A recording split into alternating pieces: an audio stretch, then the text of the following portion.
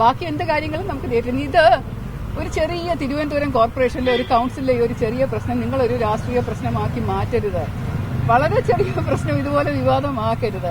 ഇനിയും വലിയ വലിയ കോൺട്രവേഴ്സീസ് ഉണ്ടല്ലോ. നിങ്ങൾ എന്തിനാ ഇതിന്റെ പുറകെ ഇങ്ങനെ കടിച്ചു തൂങ്ങുന്നതെന്ന് എനിക്ക് പറയാനുള്ളൂ. ഞാനാണെങ്കിൽ കഴിഞ്ഞ ഒരു 4-5 ദിവസമായിട്ട് കടുത്ത വൈറൽ ഫീവറുമായിട്ട് മരുന്നുകളൊക്കെ കഴിച്ച് നമ്മൾ കോർപ്പറേഷൻ ആദ്യമായിട്ട് BJP പിടിച്ചെടുത്തതിന്റെ സന്തോഷത്തിലിരിക്കുമ്പോൾ ഇതുപോലെയുള്ള കൊച്ചു കൊച്ചു കാര്യങ്ങളിൽ ഒരു സൌഹൃദ സംഭാഷണം നിങ്ങൾ ഒരു വിവാദമാക്കി മാറ്റരുത് എന്ന് മാത്രമേ എനിക്ക് അഭ്യർത്ഥനയുള്ളൂ. ഇത് തീരേണ്ട വിധത്തിൽ അങ്ങ് തീർന്നോളും.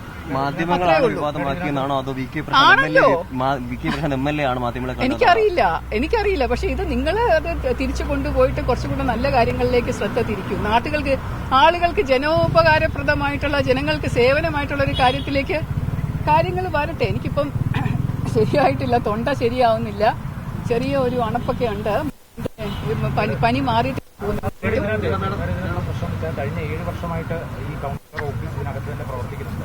BJP കൌൺസിലറായിട്ടുണ്ട്. പക്ഷേ ഇതുപോലൊരു സമാനമായ ഒരു പരാതി മുൻകാലങ്ങളിലൊന്നും ഇല്ല. MLAയുടെ ഓഫീസിൽ അല്ലായിരുന്നു ഇതിനു മുമ്പ്, അതുകൊണ്ട് പരാതി ഉണ്ടായിരുന്നില്ല. മധുസൂദനൻ നായർ അത് അദ്ദേഹത്തിന്റെ വീട് തൊട്ടടുത്തായിരുന്നതുകൊണ്ട് അദ്ദേഹത്തിന് ഇവിടെ ഇടയ്ക്കിടയ്ക്ക് വരേണ്ട കാര്യമുള്ളൂ. ബാക്കി എല്ലാവരും എന്റെ വീട് ഈ കൌൺസിൽ പരിസരത്തല്ല, ഈ വാർഡിലല്ല. അതുകൊണ്ട് എനിക്ക് ഓഫീസ് ഇവിടെ വേണം.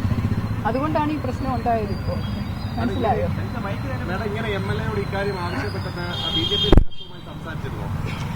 എന്തിന്?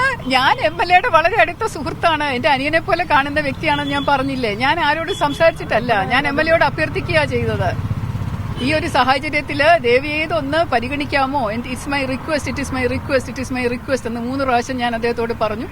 അദ്ദേഹമാണ് കട്ട് ചെയ്തത്, ഞാനല്ല. നേരത്തെ പറഞ്ഞതുപോലെ കഴിഞ്ഞ കൌൺസിലിലെ കാര്യങ്ങൾ രേഖകൾ പരിശോധിക്കാതെയാണോ താങ്കൾ ഇത്തരത്തിൽ സംസാരിച്ചത്? രേഖകളുണ്ടോന്ന് പോലും എനിക്കറിയില്ല. രേഖയുണ്ടോ, കരാറുണ്ടോന്ന് പോലും എനിക്കറിയില്ല. അതൊക്കെ ഞാൻ മേയറിനോട് ഞാൻ ചോദിക്കാം. ഇന്ന് അവധിയല്ലേ, ഇന്ന് പരിശോധിക്കാൻ പറ്റില്ലല്ലോ.